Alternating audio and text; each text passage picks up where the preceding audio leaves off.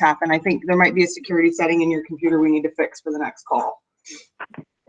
No worries. I'm still trying to figure all that out too. That's okay. So Brian, if you could just share with these guys a little bit of what it was that you were looking for when you came to me and we sat down to start these last couple coaching sessions that we did. We were talking a little bit about how you were looking to try to just make your business feel a little more authentic and figuring out new ways to add some value to the clients that you were trying to serve in the farm areas that you were working. Well, I think one thing is that I sent basically I sent out a postcard basically regarding the virus and the things that could be helpful for them to contact me. Little things like the SBA loan, little things about forbearance. Believe it or not, a lot of people don't know about what's available to them, and they they're scared, and I'm trying to be service and be helpful to the people in my farms, and that's one way. Another way is I am going to probably do an AdWorks ad. I am going to do it basically to keep myself in front of those areas of the farms. I think, anything that could be of help, with keeping yourself in front of their face right now is really important. Right. And when you first brought me that postcard, I took a look at it. It was great. It had all this information on it about forbearance and, short sales and how, it was just all kinds of info. And I think what we decided on the postcard is that we felt like maybe you were giving away too much of the goods without an appointment. Right.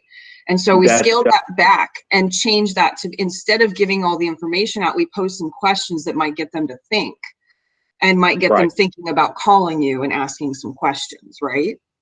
Absolutely. Right. And then I think, oh, go ahead. No, go ahead. And then I think another major thing too is little things like we mentioned in our session. What things would you change, if you could move, when you decide to move after this is over? What do you want from your house now that what could you change, or what kind of home would you like to see yourself living in? Sort of the dream concept of what would make things more comfortable for you or your life when this is over, since now that we're at home all the time. Right. I think that's a great point. We got into that last time about talking when he was out, not door knocking now, but what is that script going to look like when we're reaching out to those people in the neighborhoods, and what are the conversations when we're farming either just listed, just sold, or expires? A lot of people have been stuck at home for a long time now, and they're realizing what they would want different in their house. And they realize that there's a lot of things that maybe, we were joking about the person that we know that lives in a tiny home that's kind of dying right now and is so over it. So it's a great opportunity to get people sort of thinking and dreaming right now. It's also possibly a nice little escape from what's going on. So it's just a lovely place to be able to take people. But Brian, I thought it was interesting that we started talking about the fact that some of these conversations are not necessarily going to be fun conversations. No, some of these are going to be difficult conversations when we're out there now. So what do you see that looking like? Well, I think you need to tone down your. It's more of a speech and language. The way you communicate needs to be a little softer and more of how can I help you? How are you doing? Starting a conversation. Hi, it's Brian Bummerstein with Berkshire Hathaway. How are you doing today? And keeping your voice softer and not so. I guess what I can think of is in your face kind of a thing.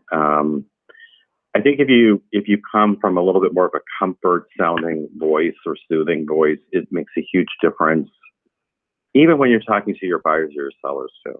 Right. And so Brian and I, that brings us to the exercise that I wanted to share with you guys, because Brian mentioned that last week. And I'll just share with you guys, I had to book a yoga instructor last week and for an event tomorrow, for something we're doing at the state. And by the time I got on the phone with the yoga instructor at 5:30 at the end of the day, I was literally yelling at her. Did not mean to, was just, my day was so intense and I was so go, go, go, that by the time I got on the phone with her, I was just like, it was over the top. And she actually took me through a breathing exercise that brought me down in that moment. And by the time I was done, I realized that it was time to Venmo her the money, because it was well worth every nickel. She was worth every moment of that. And that I probably needed to think about that myself. So when Brian mentioned that, it reminded me of an exercise that a coach ran me through a long time ago. And it came from, and this is all about how to show up like a pro, how to show up for your clients the way they need you to. So what I'm going to share with you is that this mentor taught me that there's 3 places that our voices emote from. It's from your nose, from your throat, or from your lungs. So if you think about it, we all know people that emote from all 3 places. I emote from my throat. I'm speaking from my throat right now. That's my power comes right out of my voice box, and I'm pushing my voice towards you guys. And you'll hear how much that actually happens in a second. You might already feel it. I don't, because it's just normally where I sit. But there are other people who speak from their nose or from their lungs. For those of us who've been with this company for a while, you'll remember my counterpart, the person who used to be here as one of our managers, Donna, she spoke from her nose. And so you guys might laugh when I say that.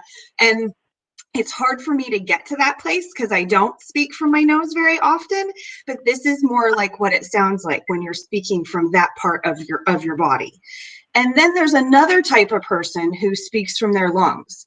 And so there's other ladies that if you think of, now I'm starting to speak from that place. It's a little more breathy. It's a little more like maybe somebody like a Marilyn Monroe or like a Louise Hampton, or even Sandra Quinn has this tone in her voice.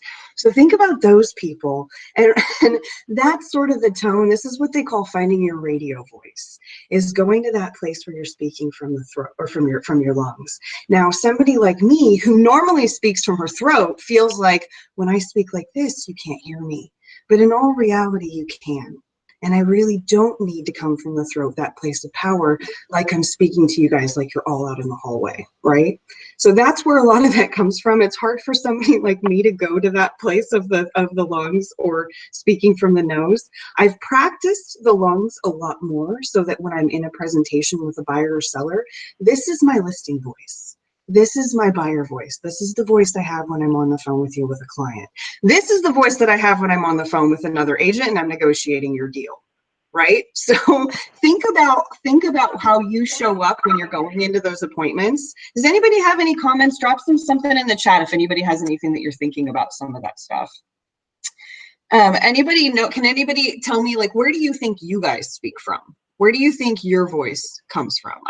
I'm looking at a couple of your pictures online here, and I'm thinking I can think of where your voice comes from, but I want you guys to just take a moment to think about, where are you normally emoting from?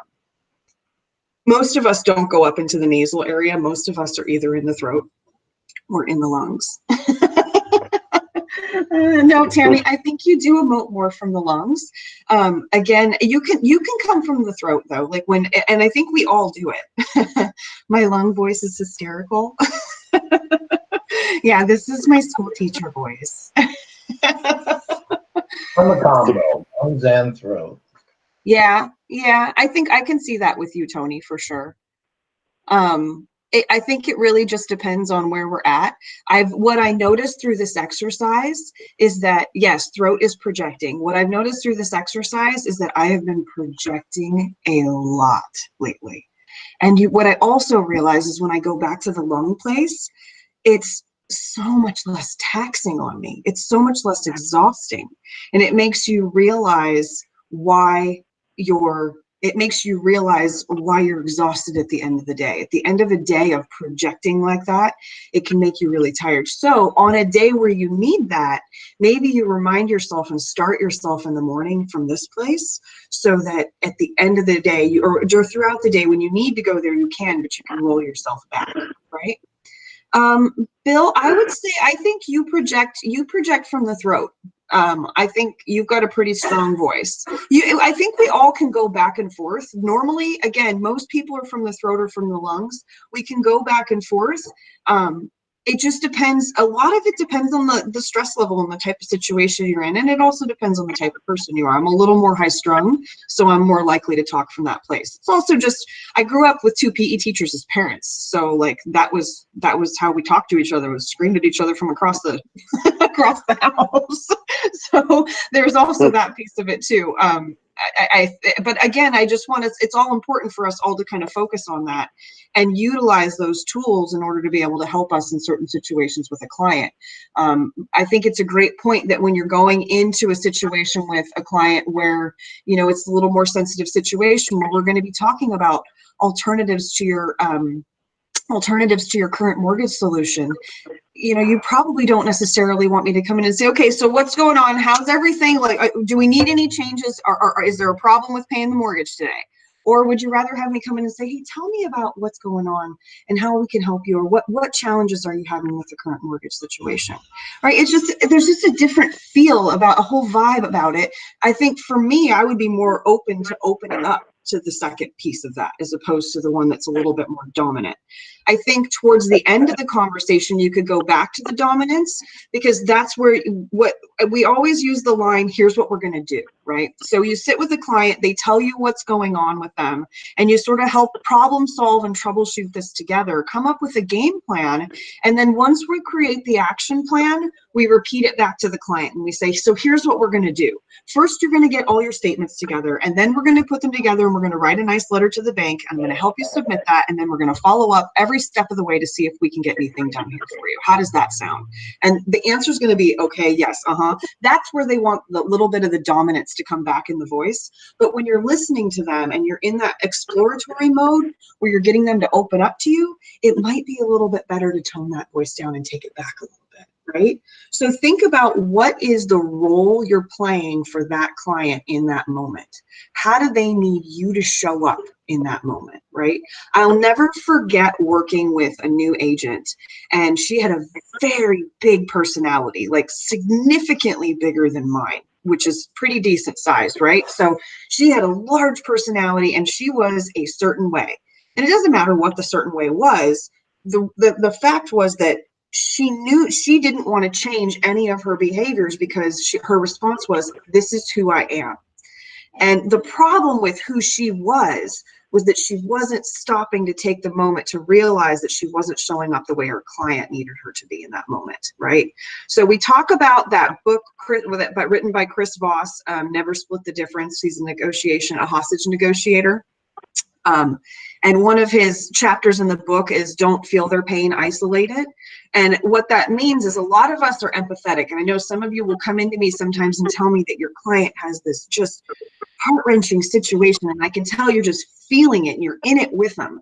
You got to not do that. You got to be the pro, right? So you got to be able to draw that line, because I want you to think about this. If you're in the hospital, right, you can't advocate for yourself. Why is that? Because you're not at 100% capacity, right? You're sick. You need somebody to be there to advocate for you. So when somebody is in a situation where they're having financial distress, some sort of financial disease going on with their life, they can't advocate for themselves because there's too much emotion involved. What they need you to do is to show up like the pro. They don't need you to feel their pain. They need you to isolate it so you can help them get past it. Right? So you show up and be the professional. Don't get into the place where you're in the pain with them. You got to stay out of that, remove yourself so you can be the advocate. Once you go to that place of emotion with them, you're no longer any good to them. And they'll try to pull you there. I just had a client the other day call and tell me, not my client, one of our agent's clients called and told me he's very upset. The escrow's closed. We've already closed escrow, but there's major leaks in the property. There's been major issues over the last little bit. Well, there's been some water damage, and he wanted me to come look at the property.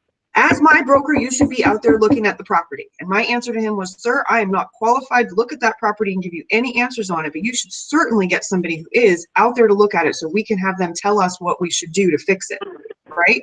I'm not going to take on that emotional stress. And I want you guys to think about this. How many times has somebody told you, because I know it's happened because you guys come to me with this one all the time. How many times has somebody said, you need to come look at the property? I don't need to come look at anything because I'm not qualified to give you my opinion, even if I did, sir. Here's what we're going to do. Here's the way we handle these things.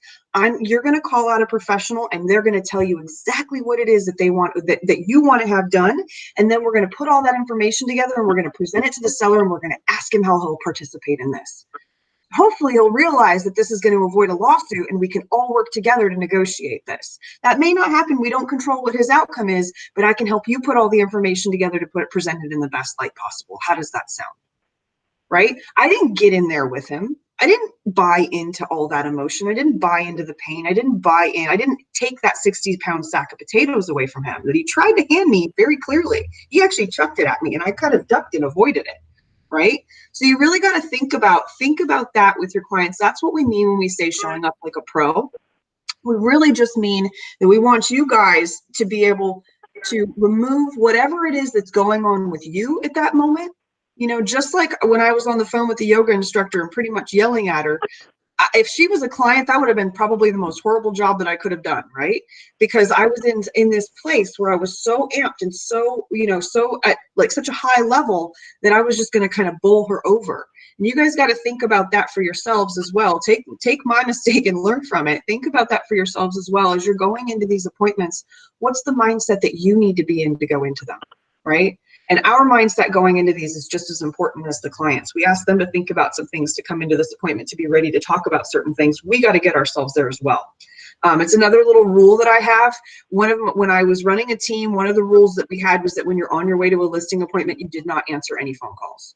And you could look at your phone, but don't answer take any phone calls, because the last thing you need is for somebody to call you and give you some weird bad news right before you go into a listing appointment. It just messes up your brain.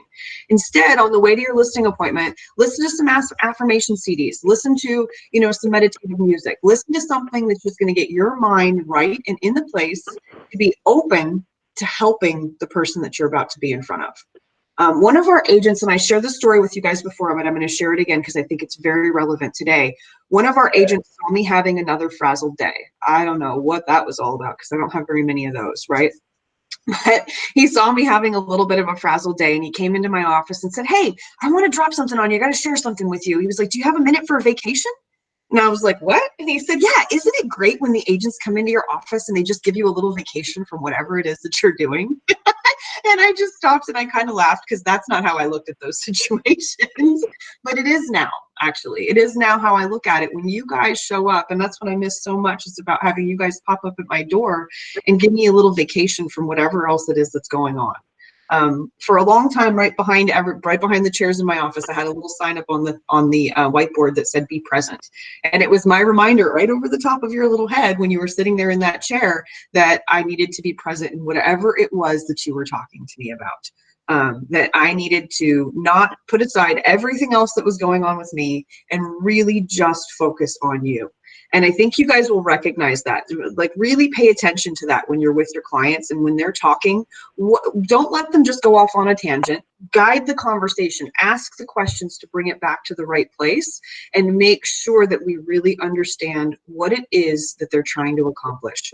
Because if you guys don't get to the place where you figure out what it is that they're trying to accomplish, you're never going to be able to truly help them. And I think that was one of Brian. Brian, if you're still on the line, I'd love to hear you chat about this, because that was one of the things I think Brian shared with me, was that getting to the place of understanding how important the motivation is, how important the why is. I think when you get to that place, it's almost like the clouds open up and the angels start to sing and the heavens open up to you, because you start to understand this business on a completely different level and how you can help people on a different level. Do you have anything to say about that, Brian, or anything to share about that? Well, I think basically you need to ask a lot of questions to find out their true motivation level. Mm-hmm. And, like everyone else has made errors in that, not asking enough. I don't think you can never ask enough questions. Right. I really, I think it's important. And when you're asking questions, it's about them. So, right. That's very important because that's just how human nature is. So Right. I think the motivation level, and that's when you have to decide when, is the motivation level there to go further with this possible client? Well, and that's going to be the thing that's so important over the next little bit, is that we're going to have to find people with motivation. Motivation was really easy to find a little while ago because it was false. It wasn't real. Now we're going to have to find people with real motivation. And that's always been a challenge for us in the desert with the second, third, fourth, fifth home market that we've had. It's also why this little shift that is potentially in front of us could be interesting, because it could be a shift of ownership from people who live out of area to some more people who live in the area being able not to afford, not like prices are going to plummet, but just being able to have inventory to purchase, that there may be some properties that come on the market that'll put some homeowners, some residents in the area into home ownership that haven't been able to do it. And that's going to feel really good, So when we get into asking those questions and asking the whys, and really it's asking, when somebody tells you that they want to sell their house, asking the question, what is that going to do for you? Don't assume that because you ask them what that's going to do for them. And that's the thing, if selling this home is going to get me closer to my mom, or it's going to get me closer to my grandkids, or it's going to get me, a better lifestyle. That's a lot of what we're selling here in the desert is the lifestyle. We do not have the traffic that LA has, and maybe now is not the time to talk about that. And even so, we don't have, I think actually a great point is that the quality of life that we have been able to have during this shutdown is significantly better than our friends in LA, San Francisco, and some other areas.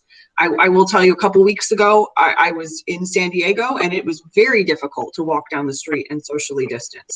But I can do that very easily in Rancho Mirage. I go on a bike ride, and I don't see anybody the entire time, right? Or I can go for a walk with my dog, and I don't run into people. Our friends in San Francisco, they can't leave their houses right now. Our friends in LA, they can't leave their houses right now because they can't safely socially distance. We can go out and still recreate here and do lots of things, lots and lots of things that, that you can't do in other places. And this isn't a time for people to come vacation here, but it is a time for them to really think about if they want that lifestyle that they've got where they're at. And that's the conversation that we should be getting into with people right now. That's the kind of talk we should be having, right? So if we're calling those people, and we're not saying you want to sell your house, do you want to buy real estate? We're just calling and saying, how's it going? And we're just talking to them about what's going on in life. What are the things that have been challenging you? I've got some challenges in my life. What are the things that have been stressing you out? Talk to me about it. And if any of it has to do with where they're living right now, maybe there's going to be a need down the road. This is not your time to start looking for it's not time to push as much as it is time to explore, right? It's time to start figuring out what the need is and how we can help people with that need in the future. And so I agree, Brian, asking those questions is key, and just digging as deep as you possibly can. And the funny thing is, you guys will find, like, we don't ask the question because we're scared to dig sometimes, but they love it when we do, right? I think so. Yeah, they love it when we slow down and take that time. Do we have any questions? Well, I'm going to look in the chat real quick and just see. I think we had a couple pop in, but I don't know if it's anything. Okay, so we do have some. Yay. Let's see. I think when present at board meetings, I use my lungs. Yes. Never go into your nasally voice unless you want to sing Willie Nelson song. I love that. If you're going to write a letter to your farm, what points would you include in the letter? Which address the needs, concerns of owners and absentee owners? So Brian, let's chat about that, because you did that postcard to your farm. It started out being all this information about needing alternatives to the current mortgage solution, and well, you were giving all the alternatives, and what we ended up doing is just asking the question, right? It was just, do you need an alternative to your current mortgage solution, right? Absolutely. Asking, basically, doing a bullet point where, did you know you have options for your mortgage during this crisis? Keeping it simple, but, where they, basically call me to discuss your options, and I'm here to help. Keep it simple and concise. And I'm a typical overthinker, so in the disc category, but that's why I was giving out way too much information. You want to have a reason for them to call you. Right. And I'm thinking that they'll hang on to this card because, we're going through this now. And, they may have a question, maybe not now, but maybe 3 weeks from now on forbearance or, some other real estate related question that they just, they don't have the answer to. Right. This really is, for those of you that do have farms, you've been working for a while and you have some lists that you've developed, this really is the time to reach out to every single one of them and just start, even if they're old phone numbers, just call all of them and just say, hey, we're just reaching out to check in with some neighbors in the area. We just want to see, we're looking for anybody who might need help with their current mortgage solution, somebody who might need an alternative to their current mortgage situation.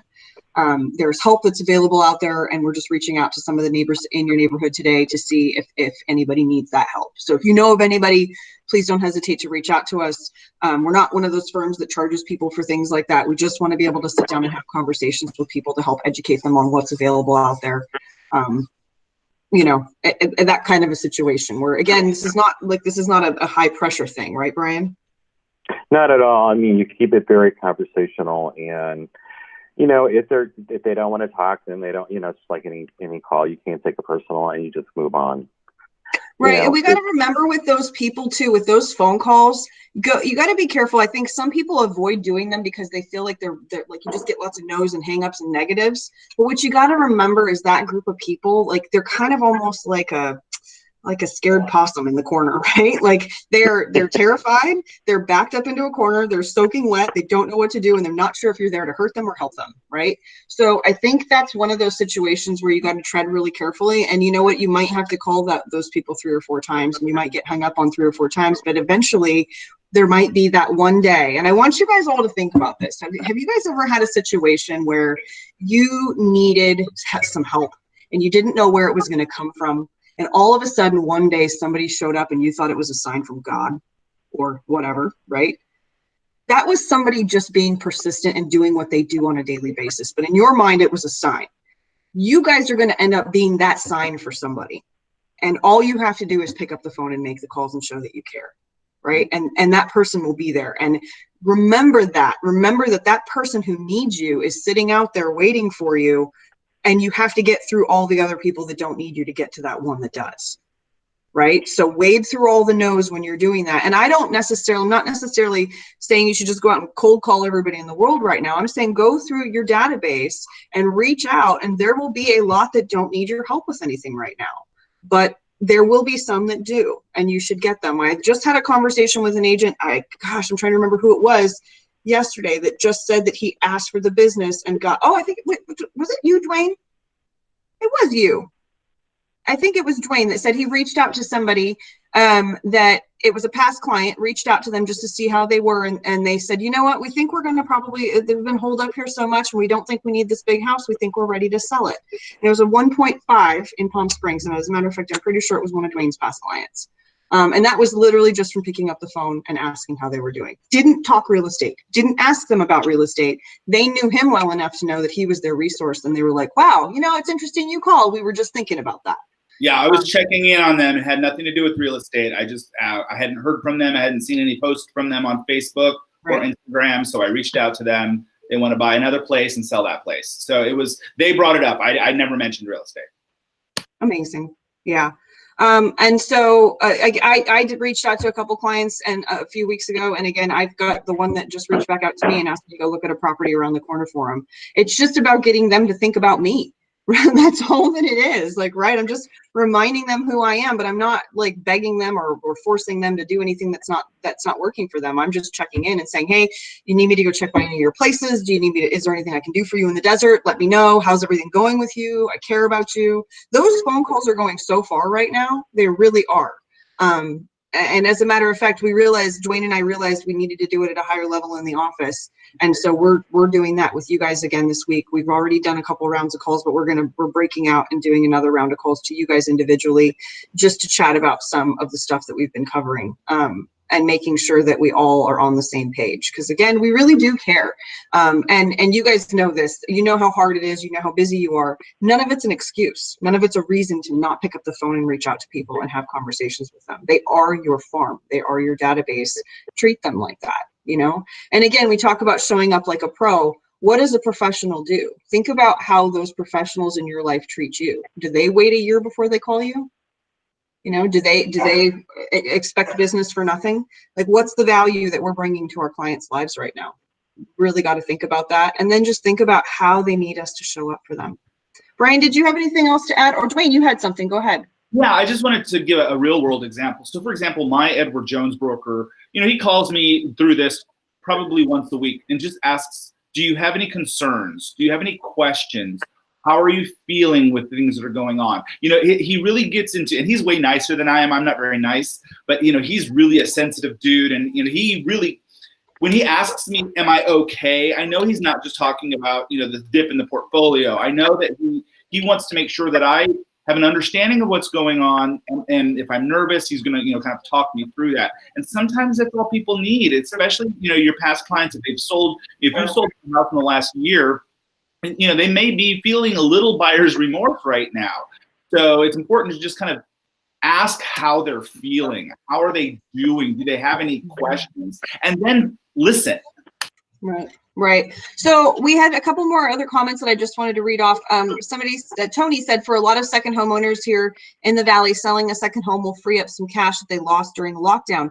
You know, it's a great conversation that I had with some friends early on who were saying that we should just shut everything down and not do anything for a couple months. I reminded them that we've got some of our sellers, we've been having people put their equity, put their investment into real estate, right? How many of your clients and friends and family have invested in real estate over the last 10 years as opposed to the stock market? Think about that. A lot of people have been putting their money into real estate. There is no broker for that. Well, there is, it's us, but there is no, it's not a liquid asset, right? Like there's nobody you can call and say, hey, I need that money. Well, there is, again, it's us, but it's not just a quick transaction. We have to help them facilitate that. And so we've got to figure out ways for to help these people access their equity, just like we would if we were working on the stock market. Now, thank goodness for those people, they did not put their money in the stock market over the last 10 years, because the ones that did are hurting right now. But the ones that put their money into those investments need us. And yes, we need to be able to help consult them and to help them navigate through what it means to sell a property right now, right? And so some of them need access to those funds. They need to liquidate that asset. And we've got to help them with that. It's a great point. There's lots of other reasons that we can come up with. Daniel also mentioned people with vacation rentals have been losing money and they may looking to get rid of them. Yes, it may be a good time for other investors to pick up new investments. So this is, again, where you guys need to sharpen your skills. If you're going to sit down with investors and talk to them about investment property, you really need to know what you're talking about. Right? And so this is the time, we've been saying it for the last year and a half, that this is the time to sharpen your skills and really know your stuff. Go ahead, Dwayne. I want to hear what you have to say on this one. So I think it's really important, and I posted in the chat, but I want to just reiterate, know what the solutions are when you're asking these questions. So if you don't know what forbearance looks like, if you don't know what cash out refi looks like, that's where before you call clients, need to be on the phone with your lending partners, asking them what their situation is. What does the lending market look like? Educate yourself before you make these calls, because you start getting on the phone and saying, hey, you're looking for a mortgage solution, and then they say yes, and you don't have one. That's going to be a problem, right? So it's really important to do your research if you don't already know. Understand what options look like for someone who has equity in their home, someone who may have the ability to list and sell their home. Understand if they need a forbearance, what does that mean currently with the CARES Act? What does that look like? Understand the solutions before you ask the questions. Right. And, you know, it's a great point that you make. You want to have a little bit of a toolkit. I will tell you that for me, when I go into those situations now, even if I don't have the answer, because I don't have all of them, what I do have is resources. I have the resources to call. So when one of my clients is like, yeah, I'm really interested, I might need to do forbearance. What do you think, Steph? You know what? Let me get Todd, my lender, on the phone, and let's just do a quick three-way. Or when do you have time for us to do a quick little chat with him? He has all the information on it, and it's all changing so rapidly. Can we just do a quick three-way with him, and in 5 minutes we'll answer your questions, right? Or when would be a good time for you to do a quick conference call with him? Maybe you don't say three-way, whatever. Sorry, I just realized what I said. But we can do. Thanks for the laugh, Chris. I appreciate it. A little levity on a Tuesday. So, I think it's just an opportunity for us, even when we don't have those solutions, for us to figure out how to get them on the line, or how to get them available for us to be able to put in front of our clients. Whether it be getting a lender on the phone, or whether it be getting our in-house legal counsel on the phone and asking them a question. We're always happy to strategize, and I think that's the most important point, is that you guys don't have to feel like you're in this alone. We're asking you to go out and make sure your clients don't feel like they're in it alone. You're also not in it alone. When you have a challenge, you reach out to us. We are here to help you. And for those of you, and Brian, maybe you can chime in again, for those of you who have reached out and who are doing coaching with us, I think we're seeing you guys have it's exponential benefit to what you guys are doing when you're bringing us in, and really it's not about what we're doing for you. It's just about collaborating and not having all the weight and stress on one person's shoulders. For me, when I was an agent, that was the one thing that was most challenging. I share with you guys all the time. I had a bad experience with a manager where I left the room thinking two things: I'm never going to do what you just told me to do, and I'm never coming back to you for advice again, right? And we just want to make sure you guys know, when you have a problem, we're going to roll up our sleeves, get in the trenches with you, and we're going to help you come up with a solution so that you guys can show up like a real pro. You have all the tools that you need. All the solutions are there. If you guys are feeling any challenges, just make sure you reach out to us. I want to share with you at 2 o'clock today, we're going to be right back here, same Google Hangout, and we are going to go over we're doing our lead generation mastermind. I got some really good information for you guys on some things you should be doing, like front to back, everything you should be doing, from building your database all the way out to the marketing and different programs, and some people you can follow who you can watch to see what they're doing during this time. It's pretty interesting. So we will see you guys back here at 2 o'clock today. We've got a really good PowerPoint presentation for you that we'll be sharing after the class is over, and we'll also record that session. Also, make sure you check into the BHHS YouTube channel. Please check in there and subscribe and like it so that you get reminded of any new videos. All of our videos are now being uploaded there. Laura is the master of the videography, and she's figured out how to upload them, so most of them are uploaded within 20 minutes. If you guys have any questions, don't hesitate to reach out to me and Dwayne, and you will be hearing from us this week and next. So have a great day. Let us know how we can help, and take care. Bye, guys. Oh, we got questions. Let's go answer those real quick. How do we get our videos? How do we get our new listing videos? Can these be branded? That's through Videolicious, I think is how Dwayne's been doing them, and they are branded. So are you referring to Caravan, Chris?